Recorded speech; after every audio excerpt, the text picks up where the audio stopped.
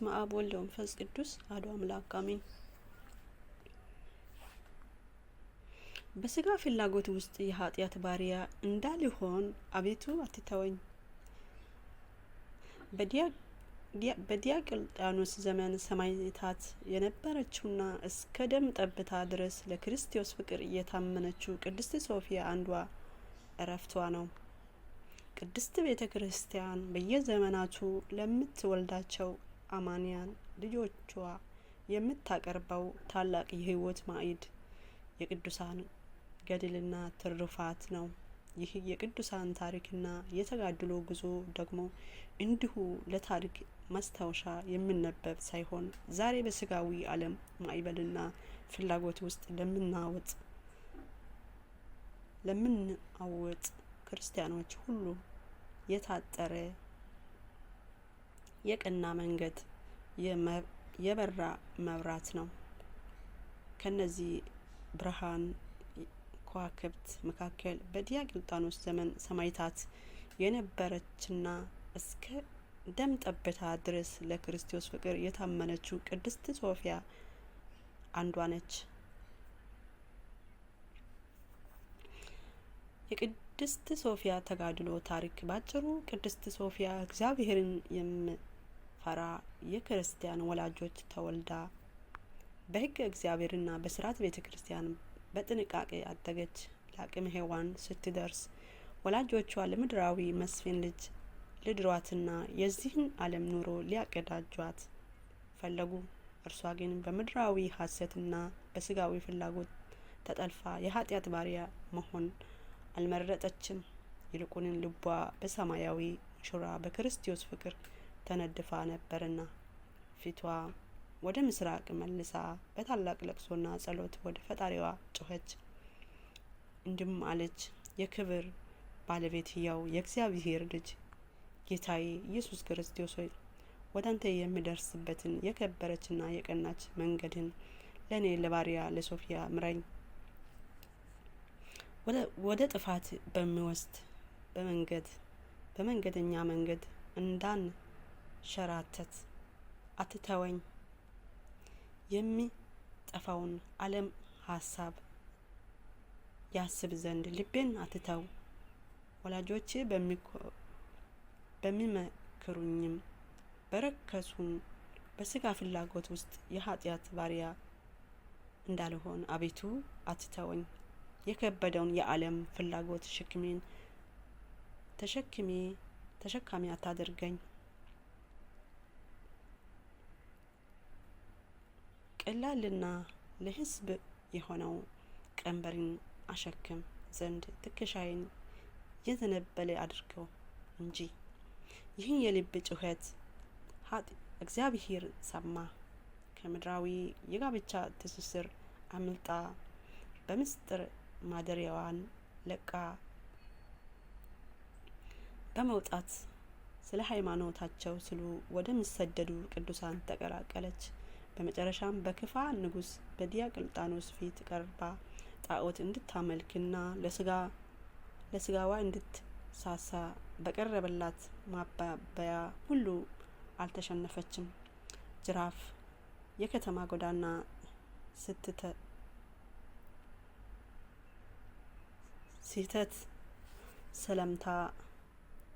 ስለታም ጥፍርና የእሳት አልጋ ማሰቃያዎች ሁሉ በትዕግስት አሸነፈች። በእስር ቤት ሳለች የመላእክት አለቃ ቅዱስ ገብርኤል ፈወሳት። ማለዳም ስትነሳ የታጠበችና የተቀባች ሙሽራ ትመስል ነበር። በሞትና በሰይፍ ፊት ቆማ ሳለችም ጌታችን ኢየሱስ ክርስቶስ ተገልጦ ታላቅ የቃል ኪዳን አክሊል ሰጣት። እርሷም አንገቷ ለሰይፍ ሰጥታ የሰማዕትነት ፍጻሜ አገኘች። ከቅድስት ሶፊያ ጸሎትና ከተጋድሏ የሚቀስሙ አስተማሪ ነጥቦች፣ አንደኛ፣ ከስጋ ፍላጎቷ ከኃጢአት ባርነት መሸሽ። ቅድስት ሶፊያ በስጋ ፍላጎት ውስጥ የኃጢአት ባሪያ እንዳልሆን አቤቱ አትተወኝ ስትል የጸለየችው ጸሎት ሐዋርያው ቅዱስ ጳውሎስ ከእንግዲህ ወዲህ ለኃጢአት እንዳንገዛ የኃጢአት ስጋ ይሸር ዘንድ አሮጌው ሰዎች ከእርሱ ጋር እንደ ተሰቀለ እናውቃለን። ሮሜ 6:6 በማለት ካስተማረው መለኮታዊ እውነት ጋር ፍጹም ይስማማል። የስጋ ፍላጎት ጊዜያዊና አታላይ ነው። ሰው ከእግዚአብሔር አንድነት ይለያል። ቅዱሳን የስጋቸውን ፍቃድ ለነፍሳቸው በማስገዛት ለኃጢአት የሞት ጽድቅ ግን ሕያው ዋን ሆነው ኖረዋል። ሁለተኛ የሚጠፋውን ዓለም ማሰብ፣ ልብን መጠበቅ። የሚጠፋውን ዓለም ያስብ ዘንድ ልብን አትተው የሚለው የቅድስት ሶፊያ ልመናችን የት ላይ ማረፍ እንዳለብን ያሳያል። ሐዋርያው ቅዱስ ዮሐንስ ዓለምን ምኞትን ያልፋሉ፣ የእግዚአብሔር ፍቃድ የሚያደርግ ግን ለዘላለም ይኖራል። አንደኛ ዮሐንስ 2:12 እንዳለ የቅዱሳንን አባቶቻችን እናቶቻችን ትልቁ ስኬት ልባቸው ከምድራዊ ጣዖት መጠበቅ ሰማያዊ ክብር ናፋቂ ማድረጋቸው ነው። ሶስተኛ የክርስቶስ ቀልል ቀንበር መመረጥ። የዚህ ዓለም ሀብት፣ ስልጣንና ምኞት ከባድ አድካሚ ሸክም ነው። ቅድስት ሶፊያ ግን ቀንበርን በላያችሁ ተሸከሙ ከኔም ተማሩ፣ ቀንበሬ ልዝብ ሸክሜም ቅልል ነውና ማቴዎስ 11:29-30 የሚለውን የጌታችን ቃል መሰረት በማድረግ ትከሻዋን ለክርስቶስ ፍቅር አስገዛች። የክርስቶስ ቀንበር መሸከም ማለት በሕግ ወንጌል መመራት፣ በትህትና መኖር፣ መስቀሉን መሸከም ማለት ነው። የቀደመው ቅዱሳን አባቶችና እናቶች ፍጻሜ ለክርስቶስ መኖር፣ ቅዱሳንን አባቶችን እናቶችን ለክርስቶስ መኖር የጀመሩት በታላቅ ሳይሆን በቃላት ሳይሆን በተግባር ሕይወት ነው። እርሱን ክርስቶስን መስለው ለመኖር የስጋ ፍላጎታቸውን በጾም በጸሎት በትህትና ቀጥቅጠው ገዝተዋል።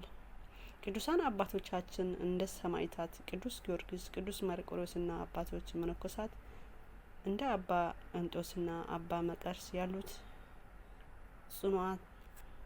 ጽኑዓን አባቶች የዚህ ዓለም ሹመት፣ ክብር፣ ተጋድሎ እንደ ቆሻሻ ቆጥረው ተውት። እስከ ሕይወታቸው ፍጻሜ ድረስ ስለ ክርስቶስ ፍቅር ሲሉ አንገታቸውን ለሰይፍ ሰጡ። በበረሃ በፈቃደኝነት ተጋድሎ እንጂ ለስጋ አልሳሱ። ቅዱሳት እናቶችም እንደ ቅድስት ሶፊያ፣ ቅድስት አርሴማ፣ ቅድስት እናታችን ቅድስት ክርስቶስ ሰምራ ያሉት እናቶች ደግሞ እንዲሁ ደካማ የተባለው የሴትነትን ተፈጥሮ በሃይማኖት ኃይል አበርትተው በነገስታት በገዢ ፊት ሰይፍን ሳይፈሩ በመቆም የክርስቶስ አምላክነት መሰከሩ። ለስጋቸው ውበት ለወርቅና ለብር ሳይንበረከኩ ንጽሕናቸውን ቅድስናቸውን ጠብቀው እስከ ፍጻሜ ድረስ ደረሱ። የቅድስት ሶፊያ ታሪክና ጸሎት የዛሬው ዘመን ክርስቲያን ሁሉ ዘወትር የልብ ጩኸት ሊሆን ይገባዋል። በዚህ ፈተና በበዛብን የስጋ ፍላጎት የኃጢአት ማዕበል ሰው እያነቀ በባርነት በሚገዛበት ዘመን እኛም እንደ ቅድስት ሶፊያ አቤቱ አትተወን በማለት ወደ እግዚአብሔር ልንጮህ ይገባል። ቀደሙት ቅዱሳን አባቶቻችን እናቶቻችን ያሸነፉት በራሳቸው ጉልበት ሳይሆን ልባቸውን ለክርስቶስ አስገዝቶ የእግዚአብሔር ጸጋ ስላልተለያቸው ነው። እግዚአብሔር አምላክ እኛም በስጋ ፍላጎት ተሸንፈን የኃጢአት ባሪያ እንዳልሆንን በጸጋው ይጠብቀን። የቅድስት ሶፊያና የቅዱሳን ሁሉ ጸሎቶች ምልጃ አይለየን። ወስብሐት ለእግዚአብሔር ወላዲቱ ድንግል ወለመስቀሉ ክብር አሜን። ለግሪክ ሰዎችና ላልተማሩ ለጥበበኞች ለማያስተውሉ ዕዳ አለብኝ። በወንጌል አላፍርምና አስቀድሞ ለአይሁዳዊ ደግሞም ለግሪክ ሰው ለሚያምን ሁሉ የእግዚአብሔር ኃይል ለማዳን ጻድቅ በእምነት ይኖራል ተብሎ እንደ ተጻፈ የእግዚአብሔር ጽድቅ ከእምነት ወደ እምነት በእርሱ ይገለጣል።